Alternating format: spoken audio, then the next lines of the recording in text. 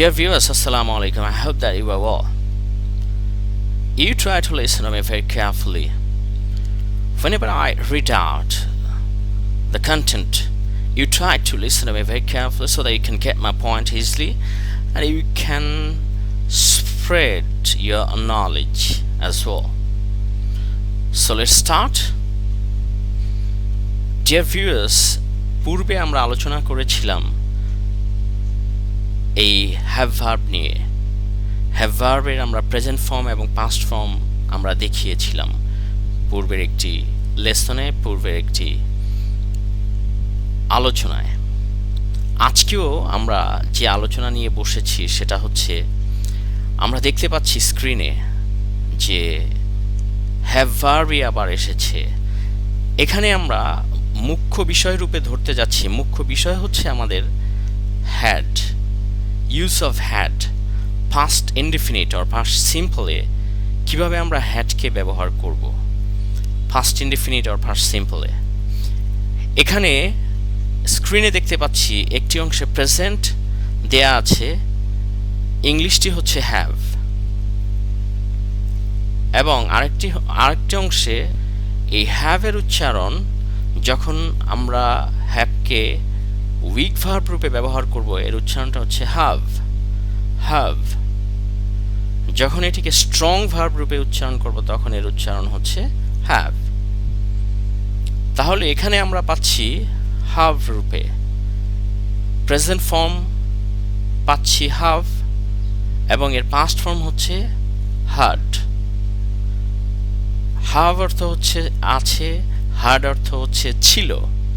Dear viewers, আমরা কিন্তু অনেকেই যখন আমরা এই হ্যাভ ভার্বটিকে নিয়ে আমরা পড়াশোনা করি, প্রয়োগ করি, তখন কিন্তু আমরা ভুলে যাই যে স্ট্রং ফর্ম আর উইক ফর্মটা কেমন।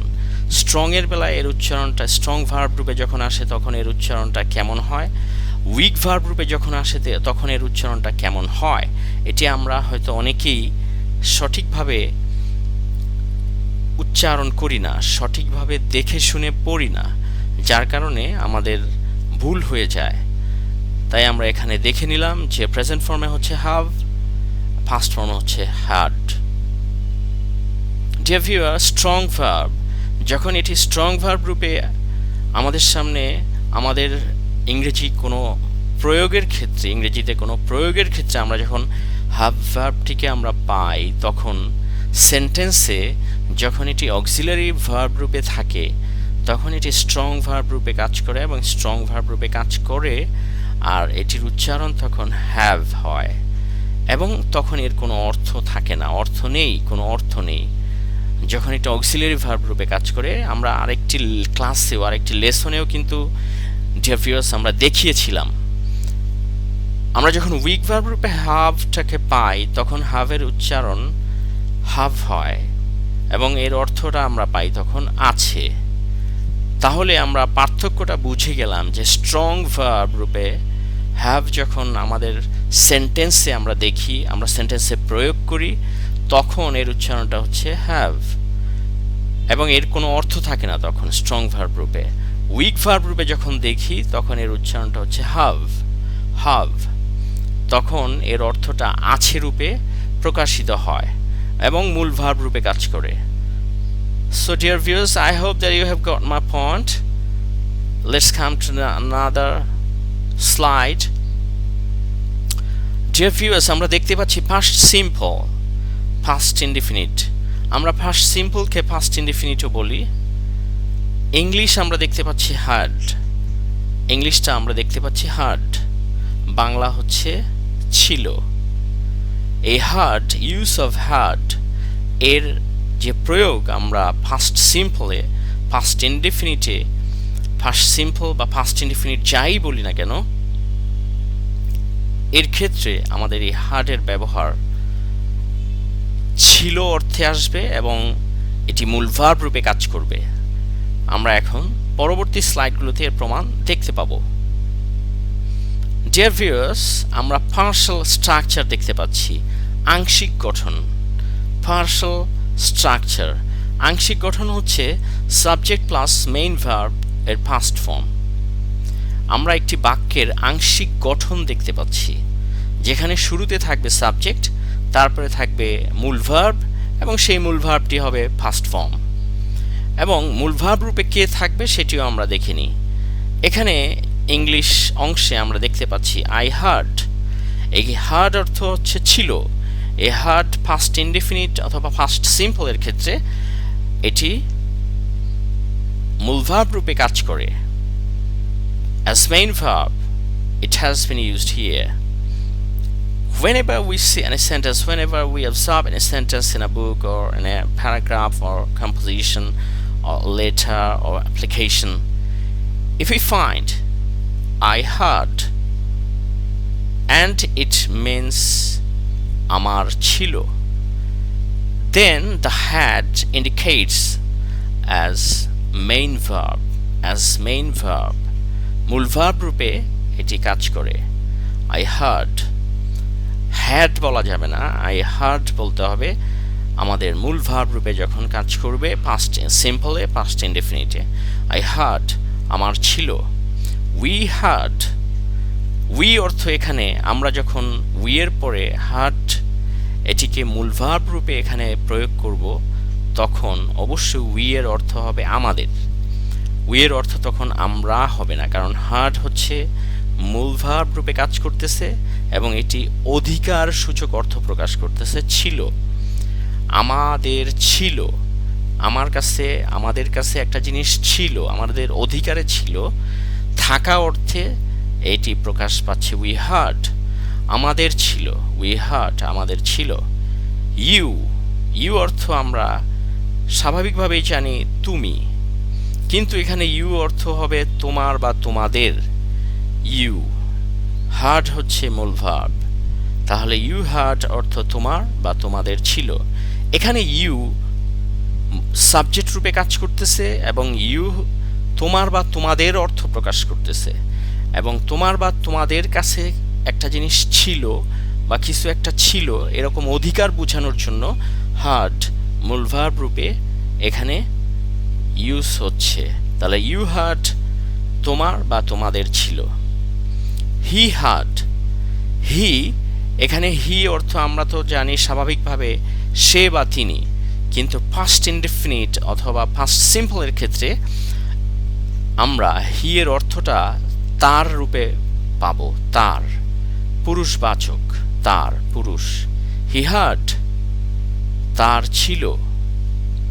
এখানে he সে বা তিনি অর্থে আসবে না, এখানে he আসবে তাহার অর্থে বা তার অর্থে, ফার্স্ট সিম্পলের ক্ষেত্রে, ফার্স্ট ইনডেফিনিটের ক্ষেত্রে।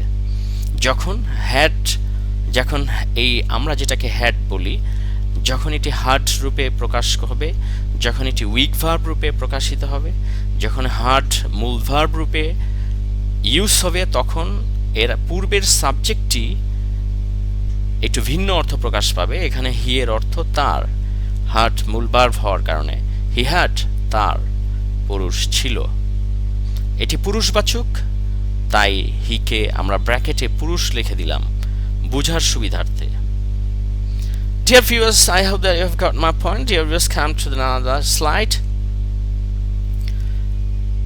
She heard, she, এখানে she স্ত্রীবাচক একটি ওয়ার্ড। এই she প্রোনাউনটি আমরা একটি স্ত্রীবাচক নামের পরিবর্তে ব্যবহার করে থাকি। she এর পরে এখানে heard হচ্ছে মূল ভার্ব, এর ফার্স্ট ফর্ম, ফার্স্ট ইনডেফিনিটে, ফার্স্ট সিম্পলে।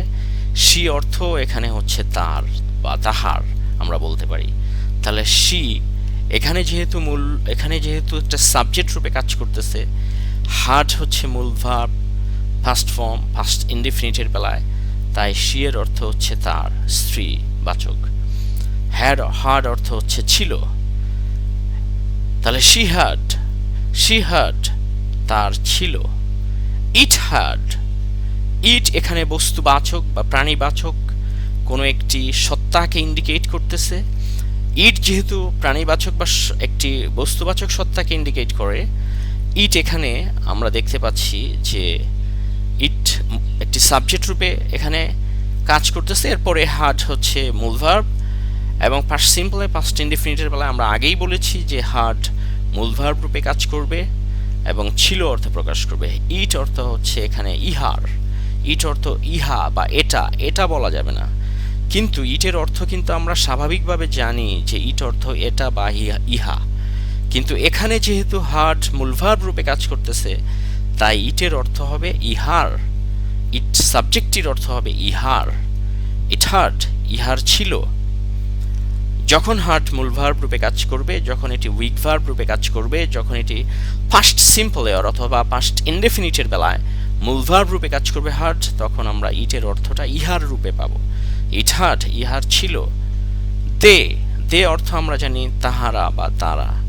কিন্তু এমনিভাবে পাস্ট সিম্পলের ক্ষেত্রে অথবা পাস্ট ইনডেফিনিটের ক্ষেত্রে আমরা দে তাদের অর্থে পাব। দে তাদের বা তাহাদের। দের পরে যে হার্ড এই মূল ভার্বটি আমরা পাস্ট সিম্পলের ক্ষেত্রে পাচ্ছি, এর অর্থ হবে ছিল। দে হার্ড, তাদের ছিল, তাহাদের ছিল। এই অর্থে আমরা পাবো পাস্ট সিম্পলে অথবা পাস্ট ইনডেফিনিটে। Dear viewers, I hope you have got my point. আমরা এখন একটি কমপ্লিট স্ট্রাকচার দেখতে পাচ্ছি, পরিপূর্ণ গঠন। কমপ্লিট স্ট্রাকচারে আমরা দেখতে পাচ্ছি সাবজেক্টের পরে আমরা মেইন ভার্বের ফার্স্ট ফর্ম বসাই, তারপরে রেস্ট পার্ট বাকি অংশ থাকে। কমপ্লিট স্ট্রাকচারের সাবজেক্ট, সাবজেক্টের পরে থাকে মেইন ভার্বের ফার্স্ট ফর্ম, তারপরে বাকি অংশ রেস্ট পার্ট। আমরা দেখে নিই সেন্টেন্স, তাহলেই বুঝতে পারবো যে কমপ্লিট স্ট্রাকচার অনুযায়ী আমাদের বাক্যগুলো কি হয়। ইংলিশ অংশে আমরা দেখতে পাচ্ছি I had a car. I হচ্ছে এখানে সাবজেক্ট, হ্যাড হচ্ছে মূল ভার্ব, আ কার হচ্ছে একটি বাকি অংশ। I had a car, আমার একটি গাড়ি ছিল। এখানে কিন্তু আমরা বাংলাটিও দেখতে পাচ্ছি আমার একটি গাড়ি ছিল। ছিল অধিকারে ছিল, আমার কাছে ছিল, অধিকার বোঝাচ্ছে।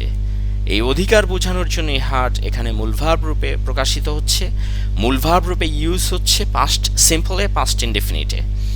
হ্যাভ ভার্বের যে পাস্ট ফর্মটি হার্ড, সেটি আই হার্ড আ কার, আমার একটি গাড়ি ছিল। We heard a house, we এখানে আমাদের রূপে প্রকাশিত হচ্ছে, কারণ হার্ড হচ্ছে মূল ভার্ব আর হার্ড এটি ছিল অর্থে প্রকাশিত, এই জন্য উই এর অর্থ আমাদের হয়ে যাবে এখানে। উই হার্ড আ হাউস, আমাদের একটি ঘর ছিল।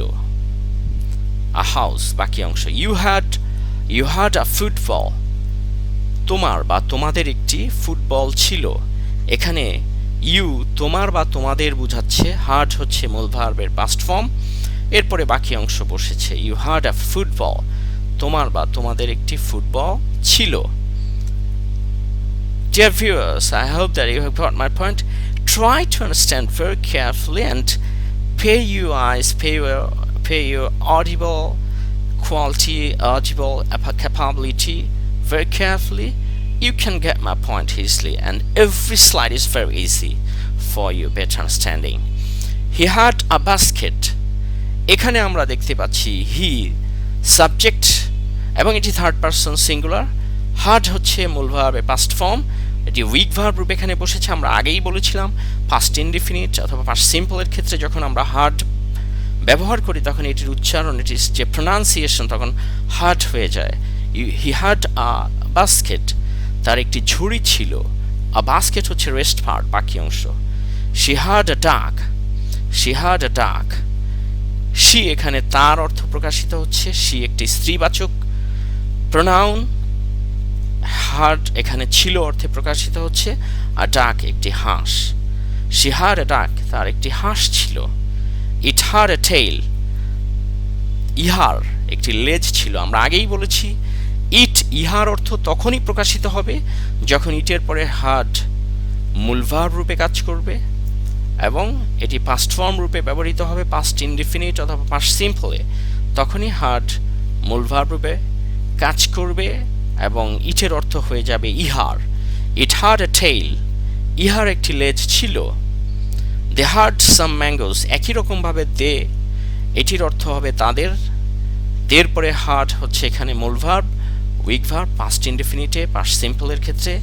যেহেতু হার্ড এখানে মূল ভার্ব রূপে কাজ করছে, তাই আমরা তার পূর্বে দেকে তাদের অর্থে প্রকাশিত হতে পাচ্ছি, তাদের অর্থে প্রকাশিত করছি। দে হ্যাড সাম ম্যাঙ্গোস, তাদের কিছু আম ছিল এখানে আমরা দেখতে পাচ্ছি। Dear viewers, I hope that you have got all points that I have already discussed in front of you through these slides and through the screen as well. You try to watch all the slides and all the points and listen to me very carefully again and again. You can get all the things. Share it at once if you like this content. Subscribe, pay your like and ring the bell icon, because your subscription will inspire me to give you, to deliver a thing. So thank you very much. Assalamu alaikum.